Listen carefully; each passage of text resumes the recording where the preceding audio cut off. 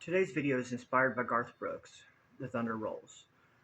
If the dark corners of the mind fascinate you, if the line between truth and madness keeps you awake at night, you have found your home. I tell stories that haunt, that twist, that grab a hold of your thoughts and refuse to let you go. Stories that linger long after the lights go out. Welcome to the edge of reality. I am Lucian Graves, and I'll be your guide into the shadows. Subscribe if you dare, and don't look away. Now let the storm begin. At 3:30 a.m., the storm was out past the horizon, crawling towards the city like something alive. You could feel it in the air, heavy, charged, and waiting. The black top shimmered under the glow of street lights, the rain falling in thin silver threads. A lone truck cut through the darkness, a black Ford, its headlights slicing open the mist before swallowing it whole again. Inside, Evan Lorne gripped the steering wheel with both of his hands. Knuckles were pale, the dash clock blinked, red, rhythmic as a heartbeat. The radio hissed low, static, and then caught a country station, mid-song before fading again. Somewhere in the white noise, a preacher's voice murmured something about sin, mercy, and storms. Evan reached out, turned it off. He didn't want sermons tonight. The windshield wipers beat a steady pulse. Thunk, thunk, thunk. The kind of sound that fills the spaces where guilt should be. He was heading home, back to his wife, back to a quiet house across town, where every light would be on, every window waiting. He knew what she would say. He knew what she would smell. And God help him. He knew what he had done. That perfume still clung to him, sweet, expensive, wrong. It filled the cab like a ghost that refused to leave. He cracked the window, letting the smell of wet asphalt and ozone fill the cab. The rain, the rain hit his arm, cold and clean, but couldn't wash the night off. Across town, Marla Lorne stood barefoot in her faded flannel gown, pacing slow lines across the living room. The house hummed with electricity, lamps on TV, lamps on, TV flickered on mute. The air hung heavy and thick, enough to choke on. She called twice already, no answer. The third time she just let it ring until her own voice came through the machine. You've reached the Lornes, leave a message. She hung up before the beep. Outside the thunder murmured, the wind brushed against the siding. Somewhere a dog barked and went quiet again. Marla walked to the window. The storm was still far off, but the lightning, it flashed behind the clouds like the pulse of a dying god. She whispered to no one, please, just be the weather. Her reflection stared back, tired eyes, sleepless cheeks, hollowed by worry. She hated how easily she looked like her mother now, waiting on men who never came home on time. Evan turned off the highway onto the black road that wound through the industrial district. Warehouses loomed like sleeping giants, their metal roofs rattling in the wind. A neon motel sign flickered in his rearview mirror. The blue glow painted the inside of the truck cab. Cheap light, cheaper lies. He couldn't shake the image of her, Lana, her name was. A bartender at a place near the refinery. She had laughed easy, touched his hand, and when she talked, no ring on her finger, no question about his. She she told him. He looked lonely in a handsome kind of way.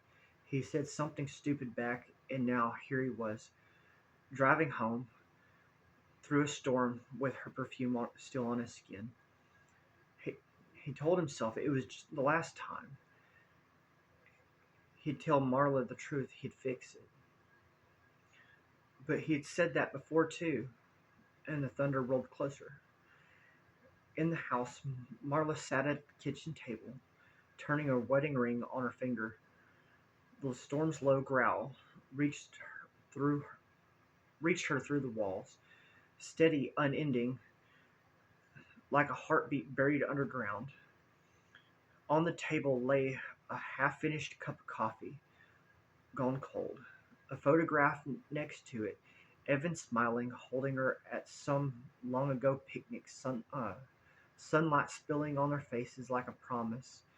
She remembered that day, the thunder that chased them under the bridge, the way he had held her, whispered and whispered.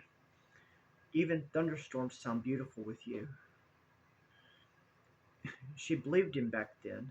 Everything sounded beautiful. Now, the thunder only sounded like endings. Evan's headlights cut through the sheets of rain as he turned onto Maple Drive. The houses grew neater here, manicured lawns, porch swings, picket fences. A street built for normal people. He had once been one of them. Now, as he slowed in front of the house, it felt like he was approaching a church after sinning in its shadow. Every light in every light in the place was on. The living room glowed gold through the curtains. He sat there, engine running, rain hammering the windshield. For a second, he thought about just driving away, keeping on until the storm swallowed him, until the road ran out. But he didn't. He turned off the truck, and the thunder rolled. Marla saw the headlight sweep across the wall and froze. The sound of tires on the gravel, the hum of an engine cutting out. For a moment, her body moved before her mind did, instinct taking her to the door, heart leaping like a spark. When she opened it, the storm rushed in, cold, wet, wild, and alive. Evan stood there, soaked through, hair plastered to his forehead. The smell of rain and gasoline wrapped around them. "Evan," she whispered. He tried to smile. "Yeah, it's me." Relief flooded her face as she stepped forward, arms around him. Before the word "why" could form, he held her tight. The rain hit their skin like tiny fists. For a breath, it was almost right again. And then she smelled it. Perfume. Not hers. Something soft, floral, unmistakably foreign. She froze. Lightning flashed, bright enough to burn his guilt right into her eyes. He saw it, the change, the recognition, the slow realization crawling up from her chest to her face. She pulled back, eyes sharp as broken glass. "Who is she?" The words came out quiet, almost tender, but the thunder cracked right after, like punctuation from the heavens. He tried to speak, but couldn't. The truth stuck in his throat like mud. "Marla, I don't," she said. Her voice broke halfway through. "Don't lie to me. Not tonight." They stood there in the door, two ghosts pretending to still be human. The thunder rolled again, closer, louder, something laughing from the clouds. "I waited all night," she said. "You think I don't know that smell? You think I don't know you?" He shut his eyes. Rainwater ran down his face, indistinguishable from tears. "It didn't mean anything," he whispered. She laughed, hollow and tired. "Then why does it still smell like her?" He followed her inside. The lights flickered with the storm. Shadows danced across the walls. The wedding photo stared down from the mantel like an accusation. "You were supposed to be different," Marla said quietly. "You promised me that." He stepped closer. "I know. I'm sorry." "Sorry's a word, Evan, not a cure." The thunder rolled again, deep, low, shaking the glass in the cabinet. She looked up, her eyes distant. "Do you remember the night by the river? The one where the storm took out the power?" He nodded slowly. "You said thunder was just angels bowling," she said, half smiling through her tears.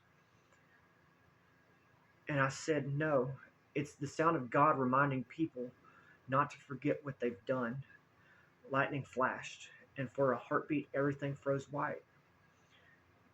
Guess you were right, she said. He tried to touch her arm, but she stepped back. Don't. Silence stretched between them, but stretched between the thunderclaps.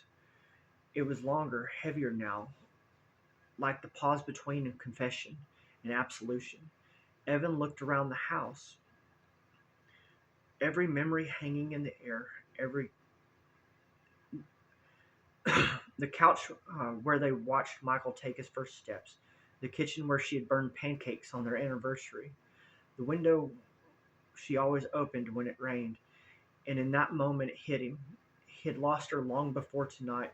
The affair wasn't the death blow, just the echo of something that had been dying in both of them for years. He felt human, felt small and ashamed. The storm outside cracked again, closer, shaking the lights. I love you, he whispered. Marla's eyes softened for a heartbeat and then hardened again. No, you loved who I was when forgiving you was easy. The storm broke just after. 4. Rain came down in the sheets, the kind that blurred the edges of houses, of trees, of people, the kind that made the world feel less real. Marla sat at the kitchen table, staring through. Evan, like he was made of smoke. The overhead light buzzed, flickering. Every time lightning flared, Evan stood near the sink, dripping water onto the tile. His clothes clung to him heavy and cold. He tried to speak, once, twice, but every word died before it reached his mouth. She finally looked at him. Her eyes had gone distant, not angry, but hollow. Do you even know why you did it? He blinked. What? Why you keep doing this, hurting the people who still try to love you? He rubbed his face with both hands, dragging them down like he was trying to scrape guilt off his skin. I don't know, he said. I just get lost, I guess. Marla laughed softly.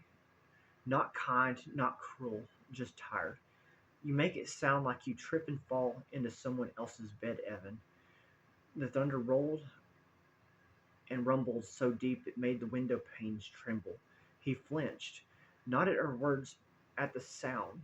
Something about the storm tonight felt personal, like the sky was listening in.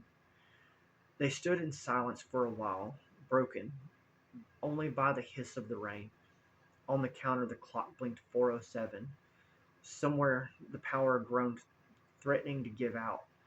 Evan stared at a photo on the wall, him and Marla, and their son Michael.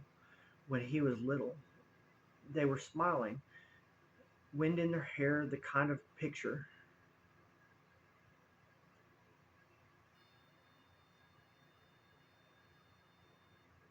Well, the kind of picture that lies, even as it tries to tell the truth. Michael had left for college last year. Marla barely spoke his name now.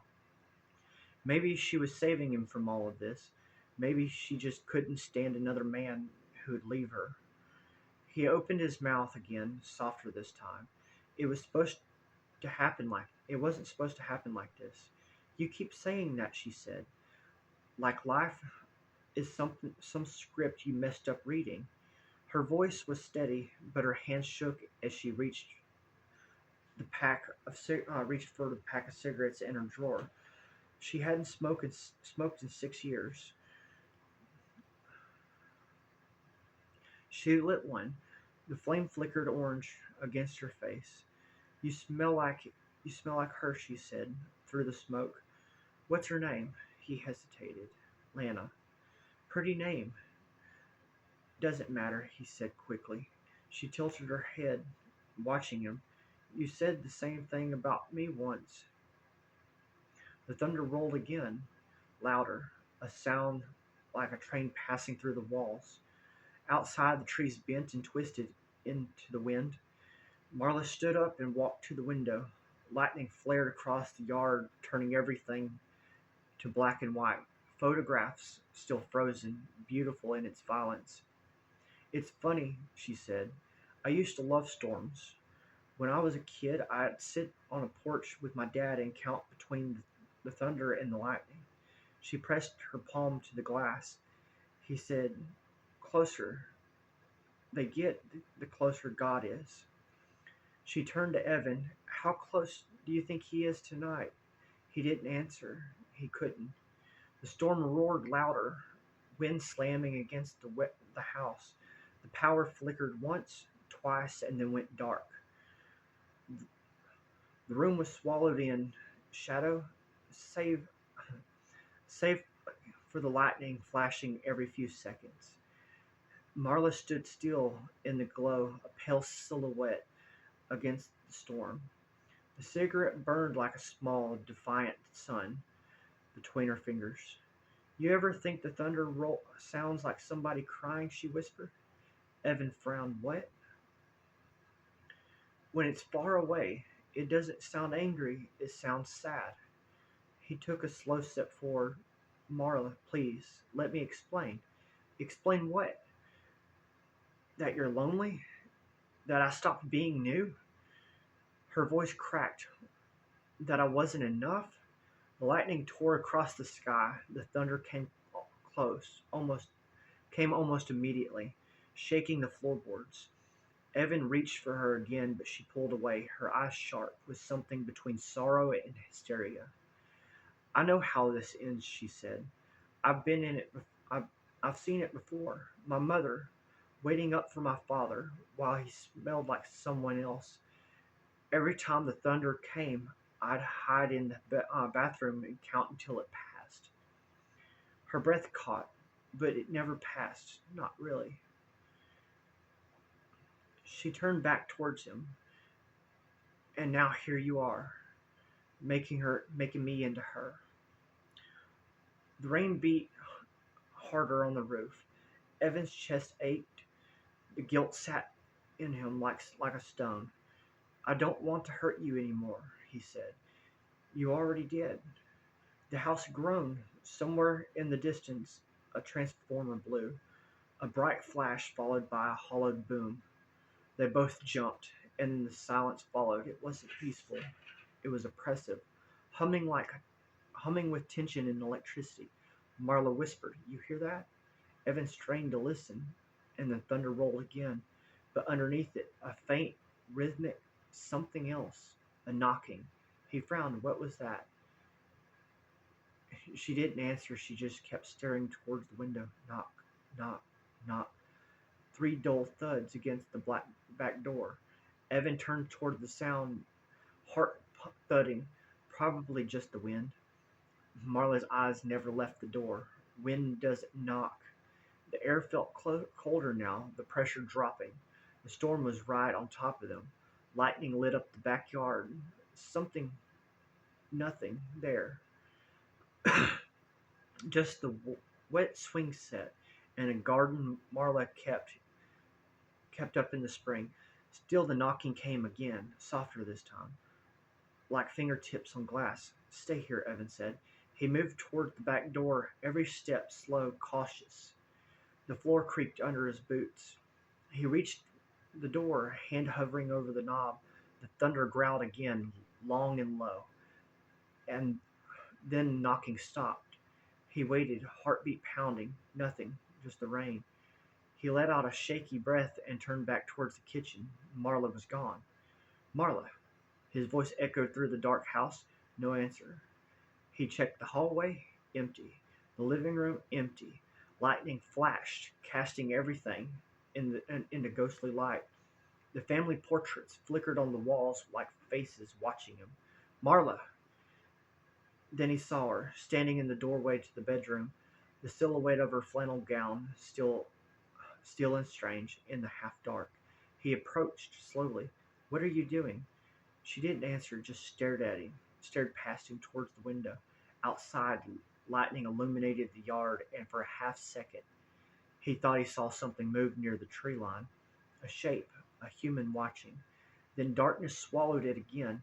Marla spoke without turning around. She followed you home. His blood ran cold. What? The girl, the perfume. You brought her with you. Marla, there's no one out there. She turned to him, and the look in her eyes, that eerie calm that made him step back. There's always someone out there, she said. When you lie, they start to live inside the storm.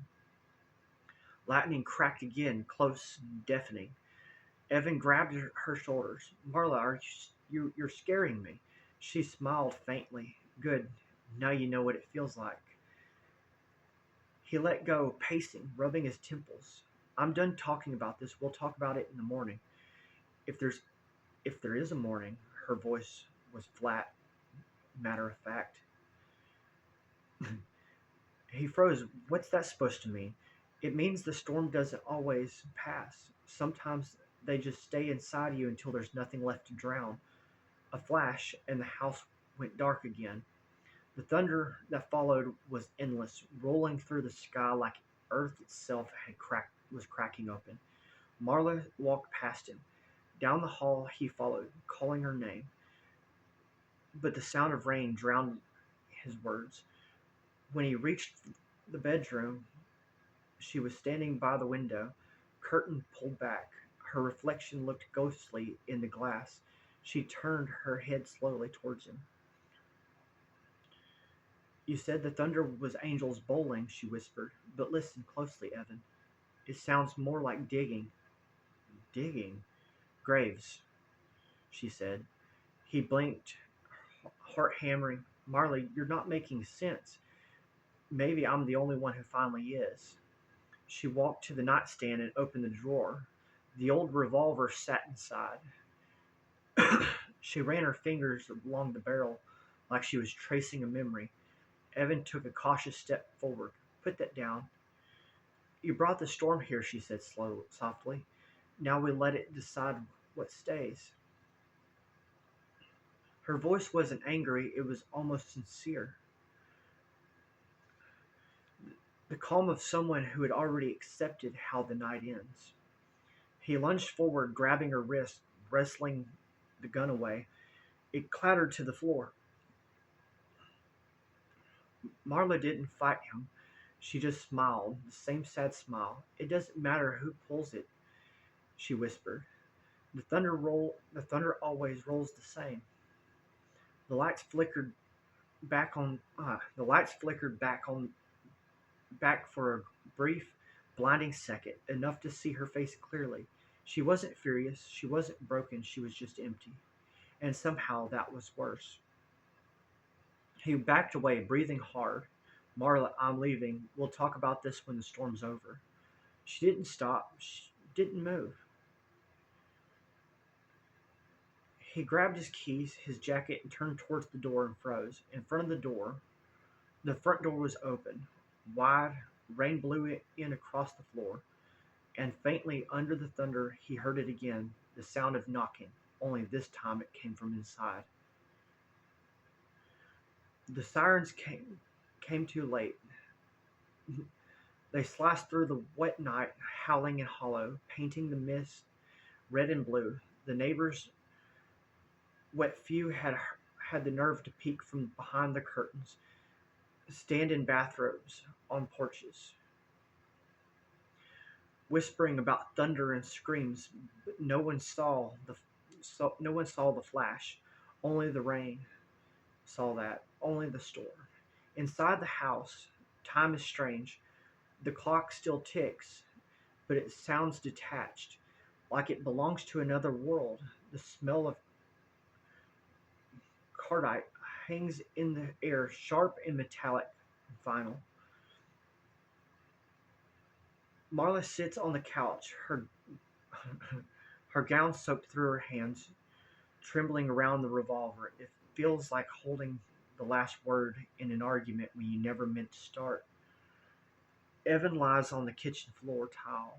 His eyes are open but vacant, reflecting the ceiling fan's lazy spin. The rain outside clings to the windows like tears too proud to fall.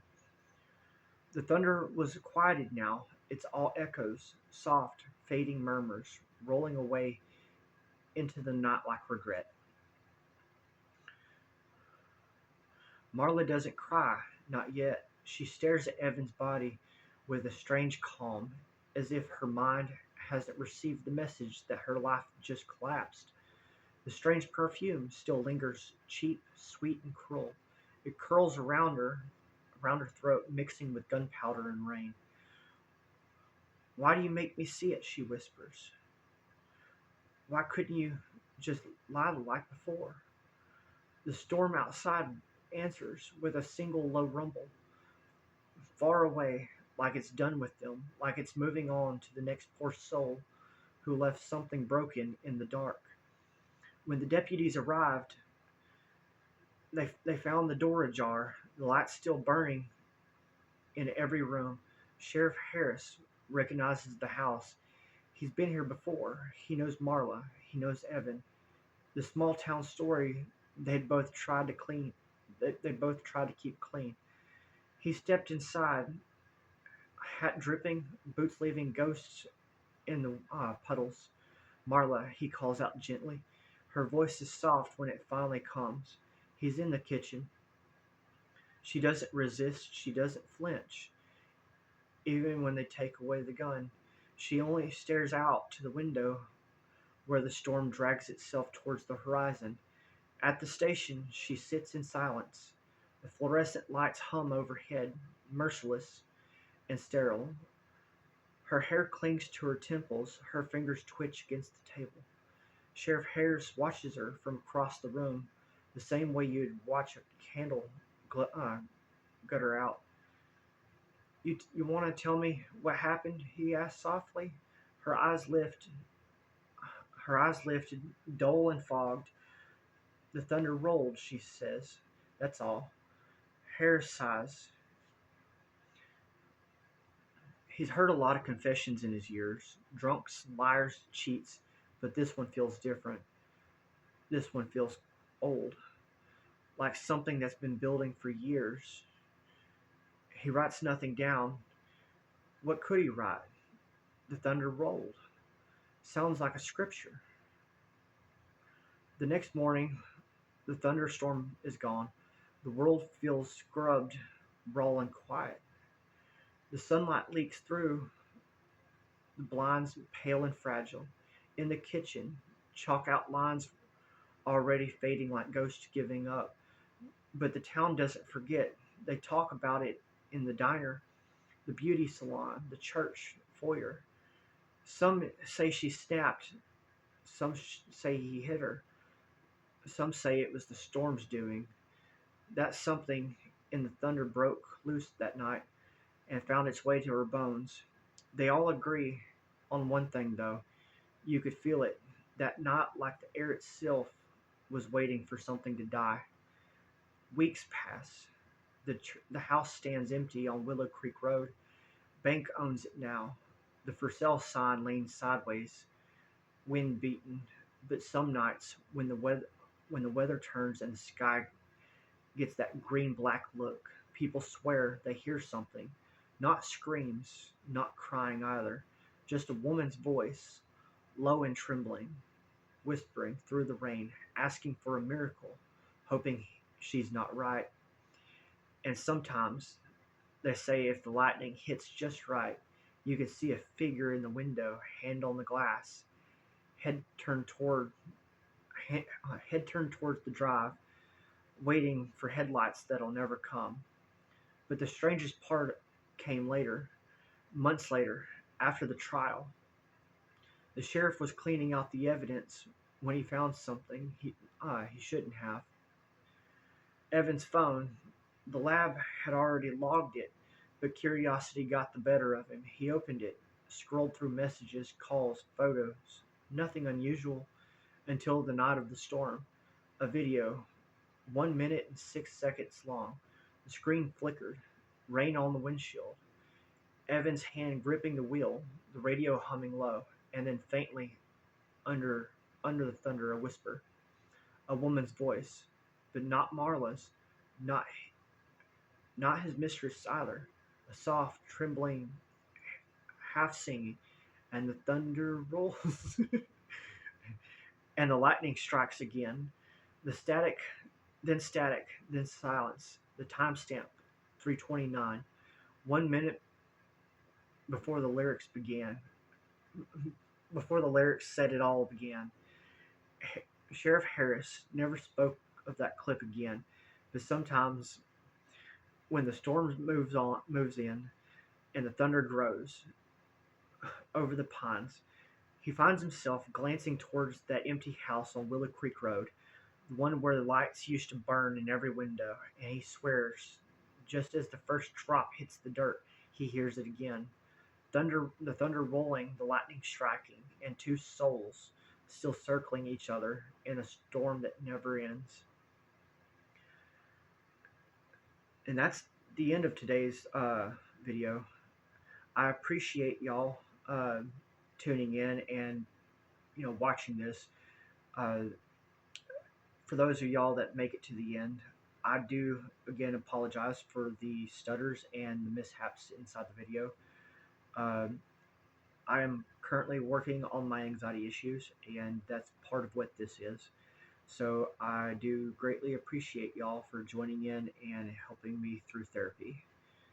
Y'all have a wonderful day.